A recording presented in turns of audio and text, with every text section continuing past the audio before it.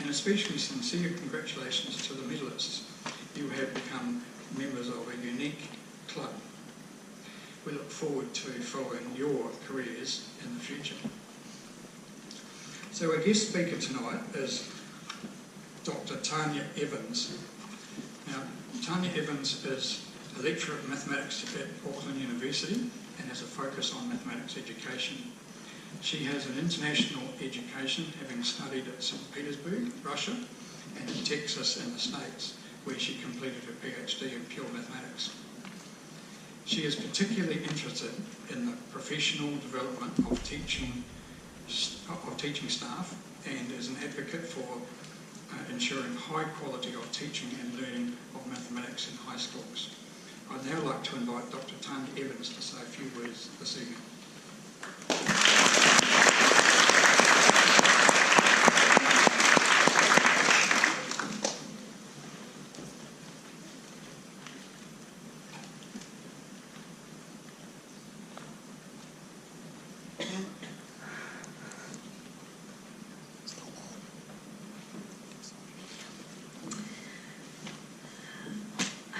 Extremely privileged and extremely pleased to be able to speak to you today. We're here to celebrate your passion for mathematics and your abilities.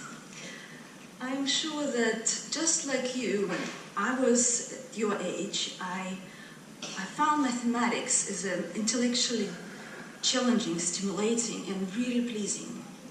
So what I did everything to choose the paths in my life to do mathematics and pretty much nothing else. So, I did it by studying mathematics extensively for many, many years, school, university, and on to my PhD, and then engaging in research in pure mathematics. That was interesting. And now I am helping others to learn this beautiful discipline. Teaching mathematics at university is a challenging task.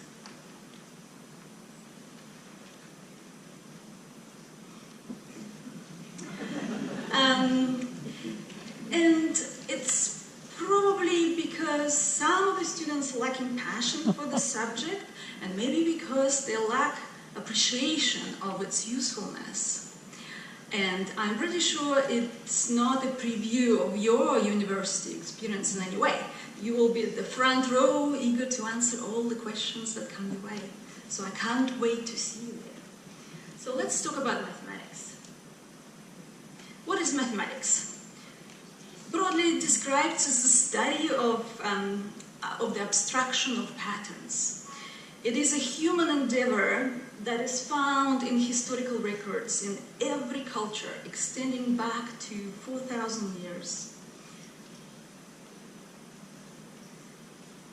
In the mid-19th century, a very noble and very noted mathematician from Germany, Carl Friedrich Gauss, called mathematics the queen of sciences, because he said mathematics is so successful at uncovering the nature of physical reality. We're talking about early 19th century.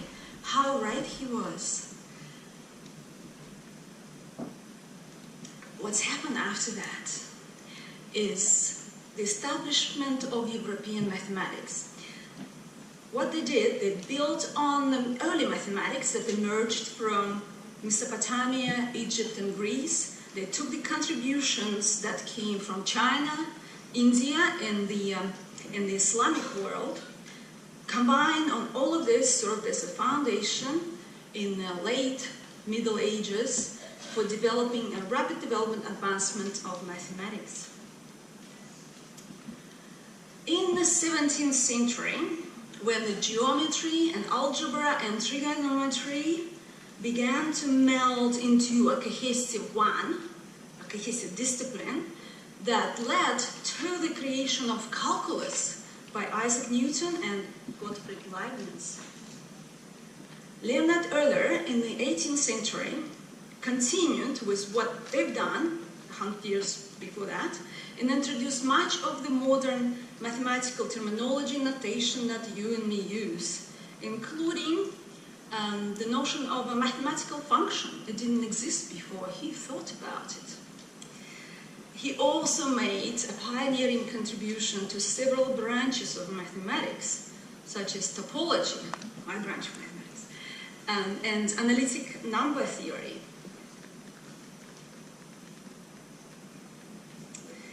Mathematics developments of the last 200 years, too many to mention here. I will say a few words about Bernard Riemann, who developed a new system of Riemann geometry, it's called now, in the mid-19th century, which provided a framework that Albert Einstein took and used as a foundation of his revolutionary theory of general relativity. Without that work of Riemann, it would not have happened. Grigori Perelman, very recent development. He proved the Poincare conjecture. That conjecture was unproven for over 100 years, which was originally proposed by Henry Poincare in 1904. That development earned Perelman the prestigious, the main award for mathematics, because there's no Nobel Prize, it's Fields Medal. And he's my countryman, by the way, St. Petersburg, he declined the award and he said, I'm not interested in money or fame. I don't want to be on display like an animal in a zoo. Well, I'm really sorry, Grigori, I have to do this. I'm putting you on display right now. And he didn't help the matter by later declining a prize of $1 million by Clay Institute of Mathematics, because he proved the problem, one of the 6 that they nominated in the year of 2000 as the most important problems in mathematics.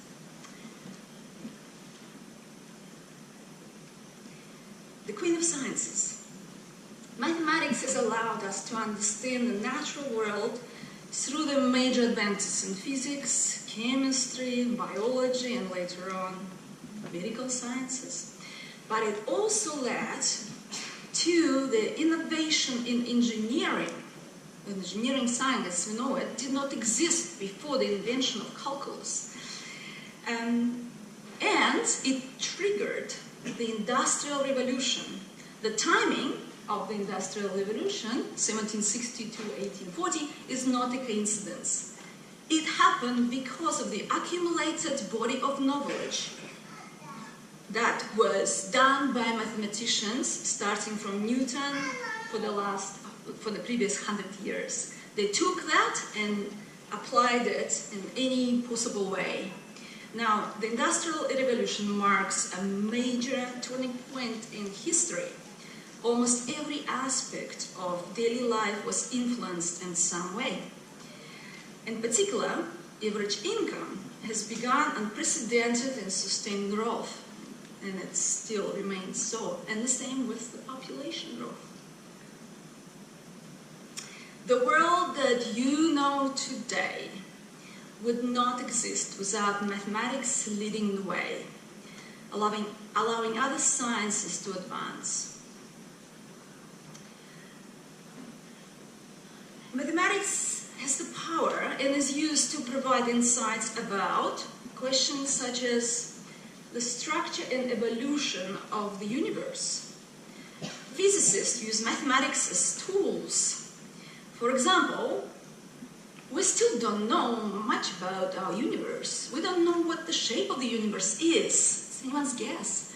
But what does mathematics do? Mathematics provides a list of choices. So part of my PhD work was contributing to that body of knowledge. It was a classification question of 3 manifolds. The universe is a 3 manifold, but which one? What kind of geometry do we have? So physicists use cosmic microwave radiation, background, cosmic microwave background as a data, and they look at the spots, which are the imprints of heat that released in the aftermath of the Big Bang. And they're trying to match that pattern onto the existing list of choices of 3 manifolds that mathematicians are in charge of.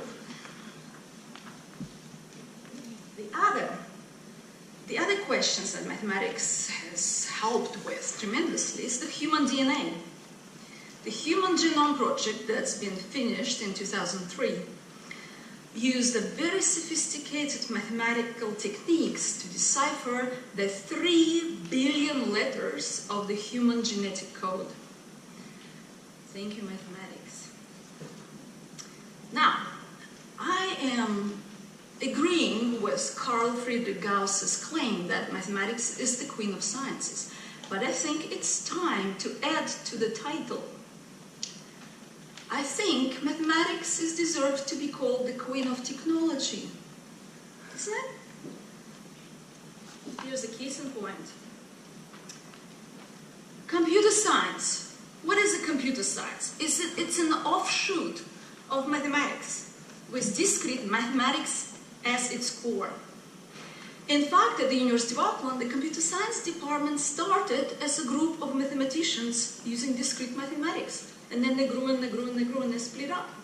And that happened pretty much in every other university in the world. Google, you're all daily users of Google, right? How was Google founded? Who did it? Well, it was founded by Larry Page and Sergey Brin. Who were they?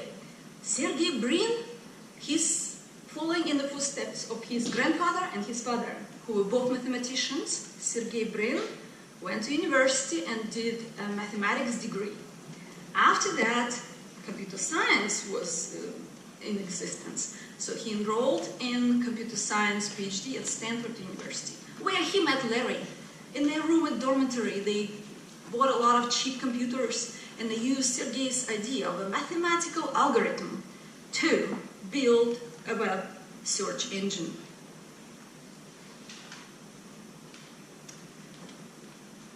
Another case in point, as luck would have it, Harvard mathematics and computer science professor Harry Lewis had Bill Gates as a student in 1976, and then Mark Zuckerberg in 2002.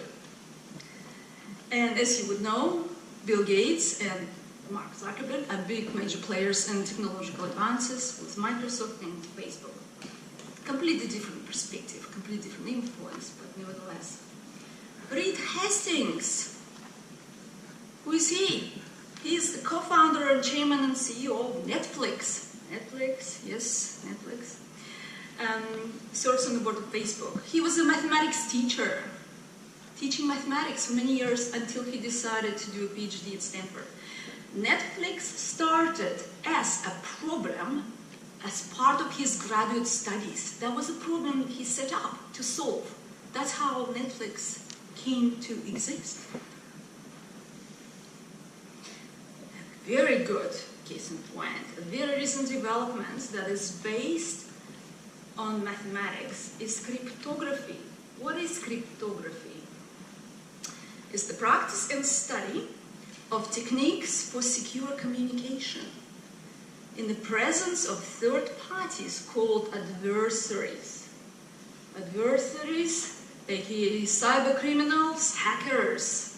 But it's a way to figure out how we can pass the information over the internet securely. This is cryptography. I will explain to you how it works. It's a very simple example. So, if you start with 2 prime numbers, think of 2 prime numbers, or take these two, 17 and 23. It's easy to multiply them, right? It's an easy, straightforward algorithm how to multiply 2 prime numbers. So the answer is 391. Okay, what if I ask you to split 391 in its prime factors, the other way around? The reverse. Can you do that without knowing what those factors are? That's a bit trickier, right? You can still do it, but the algorithm is a lot trickier. You gotta go check divisors and all that. So, and that problem becomes harder when the numbers are bigger.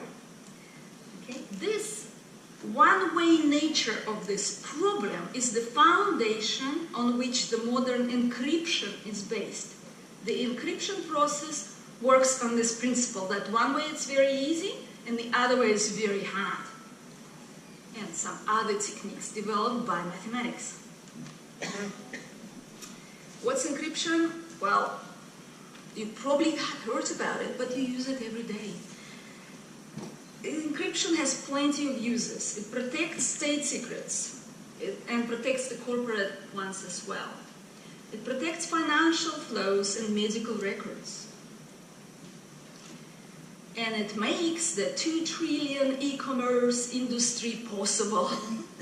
Because without it, credit card details, bank transfers, emails, and the like would zip around the internet unprotected for anyone so minded to see or steal. Another very recent development based on advances of mathematics is cryptocurrency. Now, who's heard about Bitcoin? Raise your hand. Bitcoin? All right. Does anyone own one? Don't have to answer this. Bitcoin. Okay, what is it? It's a cryptocurrency. It's an alternative currency that uses strong cryptography to secure financial transactions. It's a very novel idea. We don't know what's going to happen. Some people are skeptical, like Bill Gates, but we don't know.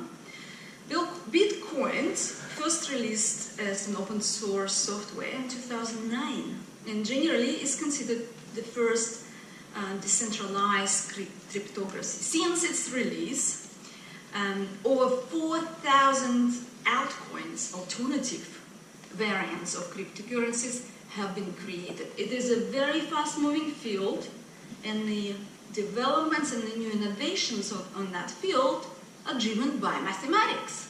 In fact, at the University of Auckland, we are setting up a cryptography center, and some of our PhD students are working on cryptocurrency as their PhD projects. So it's a very active field of mathematics. Mathematics is extremely useful for finance, especially for high-tech sector of finance. Not many people know that. But the equation that revolutionized the financial world, presented to you in the Black-Scholes equation, in 1996, a Nobel Prize was given away for this equation. What happened after that? The development of derivative pricing, the creation of new financial instruments has accelerated. This provided a uniform way of pricing those instruments. Now, high-paid jobs in finance belong to mathematicians. They are in charge of the departments who are tasked with research and development. They are the minds behind the new innovation that is happening in the financial sector, and they're paid really well because they're the few people who can do that. Economics, especially careers in policy-related economics, usually require a PhD in economics, jobs at the International Monetary Fund, the World Bank. If you look at those people who have those jobs, quite often you will see that they have a PhD in economics. To get into a very good, respectable program in economics, you will require to complete a mathematics degree in undergraduate level. Data science, machine learning, and artificial intelligence, all of these things are solidly based on advances of mathematics and statistics, which is also an offshoot of mathematics. All this new development that's happening very fast is based on pure mathematics in particular. So, I'll finish my speech with the statement that we live in the era of mathematics. This is a very special time. This is referred to as the technological revolution, and we all agree with that. This is in the era of accelerated technological progress. What does it mean? That means this could transform the job markets of the future tremendously.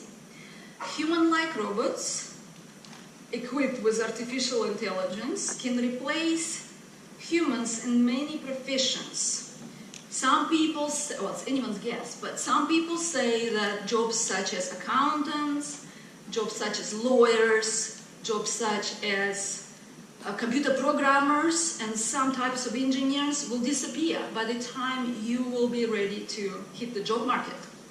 They will be gone. There will be some other jobs. What kind of jobs they will be? Who knows? it's not clear. But what is clear is that mathematician is a sure bet qualification for the job market of the future. So congratulations to you all. You are on the right track. Okay. Thank you.